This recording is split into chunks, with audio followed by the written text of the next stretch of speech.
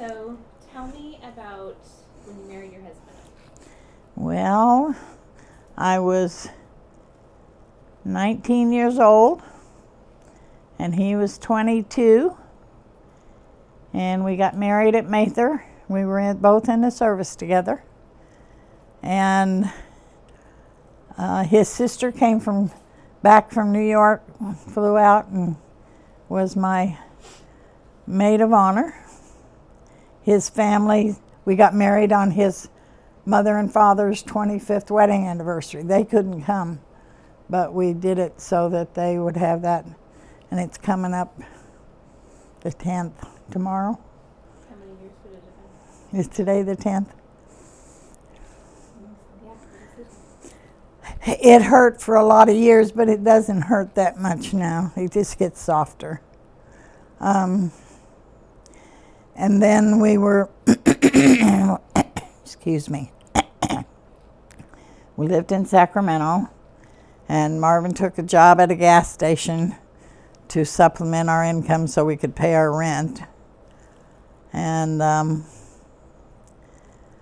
then we moved out to Rancho Cordova to a duplex on Alicante. No, it was there on the end by the medical buildings. And we were there until we bought our first house on Riesling. And it was a little 3-bedroom, and I was pregnant with Cheryl. No, I was pregnant with Lori. I already had Cheryl. And then we got involved with the Hearing Society because my daughter had meningitis when she was 14 months old. And she lost her hearing. The hearing nerve was damaged. And so we went through all the neurology and all the pros and cons of cued speech or sign language or vocalization. And we felt that she had hearing for 14 months, so she might be able to connect. And she was a good lip reader. So we kept her in the oral program, and she did quite well. She went on to American River, and then she got married while she was at AR to this wonderful little guy from Modesto. And in the meantime, Lori was making her marks in high school with softball and volleyball and whatever sport she could get into. I think she even played field hockey. And then Lori went to UC Davis, and Cheryl married a military man that they went all over the countryside. The first place they went was Arkansas. And my first grandson was born in Arkansas. Then the second grandson was born just before they left there. They came to Las Vegas, and we spent time with them in Las Vegas off and on. Didn't do a lot of gambling, but we did go to Las Vegas. Friends were impressed, I guess, because we had been to Las Vegas. They're now grown, my grandsons. Lori never did get married until she was 40, in her 40s, and she has a partner. They are married legally with the state of California. Maybe not someplace else, but here. And I love them both. They made their way the way they wanted. And I know it was rough for Lori and Cheryl. Cheryl with her handicap and Lori with her choices in life. But I couldn't love them anymore. Then, while they were, you better ask a question. Mm-hmm. Tell me about what's one of the ways that you think you and your husband had a successful marriage. What are some of your Well, it wasn't that we didn't fight a lot, but we had our disagreements. I mean, anytime you get two people together, you're going to have a difference of opinion.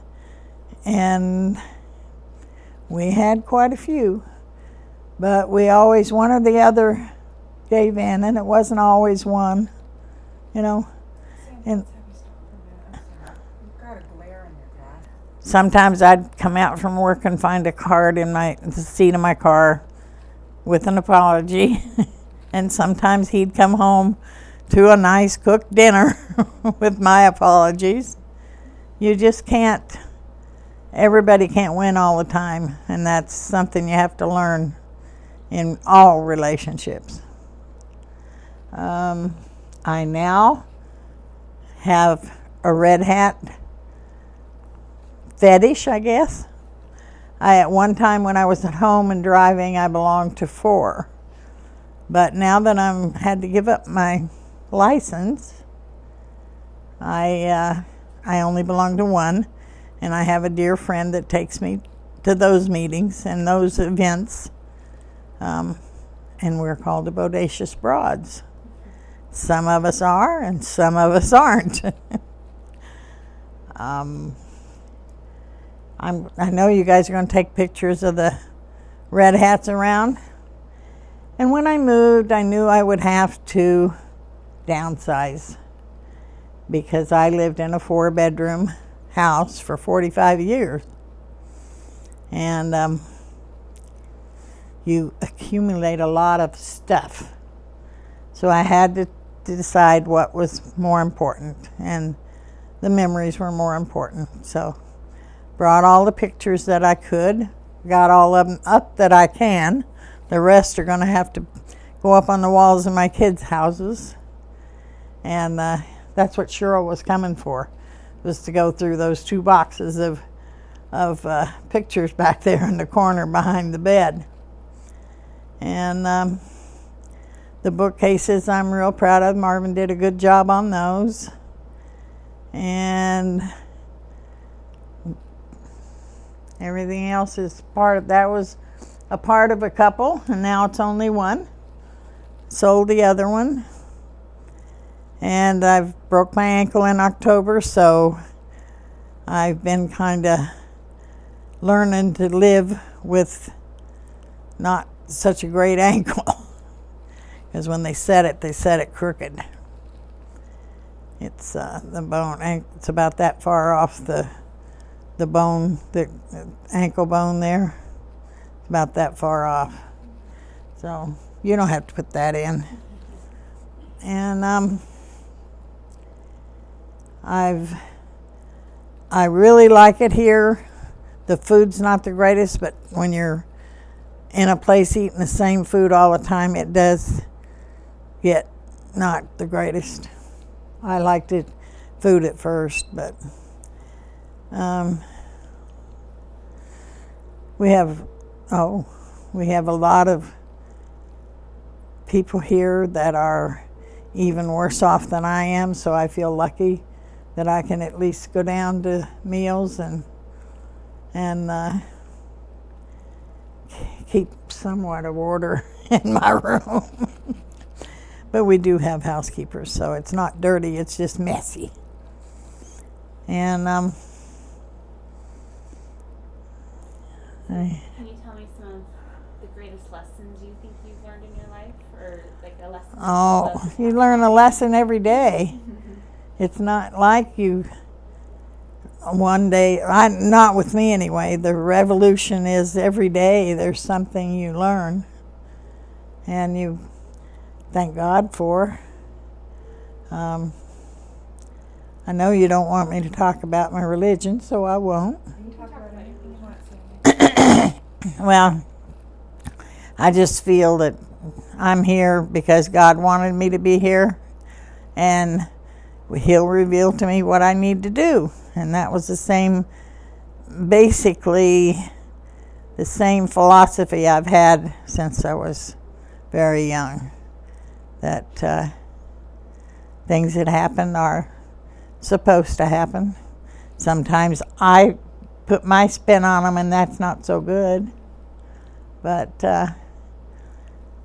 you come back to reality and know that he'll take care of me. How was it growing up, or not growing up, but being in a marriage where you had faith but your husband didn't? How did you guys deal with that? I didn't hear the whole question. I was just curious how you personally dealt with your faith when you were married to somebody who didn't. He was not a man of faith, and that was hard. But I think before he passed, he had made his amends and went the right direction. But he always felt he was of Finnish background, and the Scandinavians are, if you're a good person, you're a good person, you know. And he was a good person. He didn't do anything bad or mean, but he wouldn't follow the faith with me. But that's okay. The Lord kept me on the straight and narrow. He's more in my life now, the Lord is, than he was in my home life, because I just had too much to handle to make him the center of my life at that time, but he is now. So, and I feel he's got me here for a reason. There's somebody here that needs me, or needs my help, or needs my encouragement.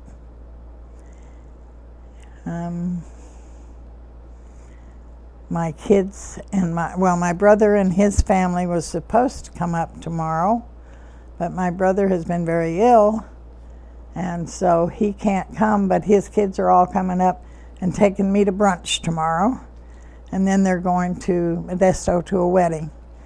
So I'm looking forward to that, and my youngest daughter will be with them.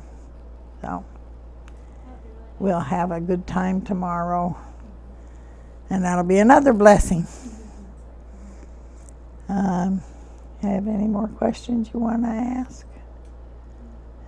I really want to know just information or knowledge that you would want to pass on. It's like, say, to your daughter about how to raise her sons. What would you give her advice? The both of them? Mm-hmm. Just to be a good person and love the people in your life, even though sometimes they don't love you. Be very forgiving, because you can't get through life on grudges. Your glasses are getting dark. My glasses. Oh, your eyes are getting dark for me. Oh. You don't have glasses on, do you? And just the shadow, I guess, of the sun changing. That's all I would. They're both pretty. I mean, especially when I hear some of the ladies here talk about their kids. I had very, very good kids. They had their times of nose in the corner, but they aren't near as much problems as some of these people here have with their children. And then there are others here that have caring children too. So it's just I think it's a community of all kinds of life, all kinds of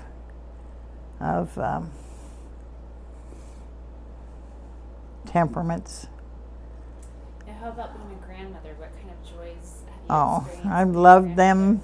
They're wonderful boys. The youngest one, see the Clemson pad on my walker, graduated last year. I went back for the graduation from Clemson as an engineer, and he's working for GE, kind of six-figure. So I'm proud of him. And the other one has gone his way, and I'm very proud of him too. I just wish I could see him more. but I can't, so Where do just they live? one of them's all over. His home base is Denver, but right now he's in Boston. That's the youngest one, and the oldest one moved from South Carolina to Wisconsin. When was that? Just after I was there in May of 14. And he went to college and graduated. I was at his graduation too. He's a restaurant manager, and that's not anywhere near his degree. His degree is in theater and I think theater and the arts. I don't know, but I know he's not working in his degree, and he's planning on going back to school and getting some business management skills, because he likes the job he's in. And that's 90% of the job anyway. If you like it, you'll be a better employee or manager or whatever you are. Anything else? How long have you been going? We've been going for 17 minutes. That seems like an hour. We can be done. That's a good time. We have quite a bit. If there's anything else that you'd like to talk about, any special. Well, I'd just like to thank this company. They've been really good and always prompt and on time, and if I had been a better planner, I might have made their job easier for them. But what are they doing? What time is it? Exactly, 20 to 11. Something in 5 minutes. I have a cheat sheet. What time have you been away flying today? It's what's Friday?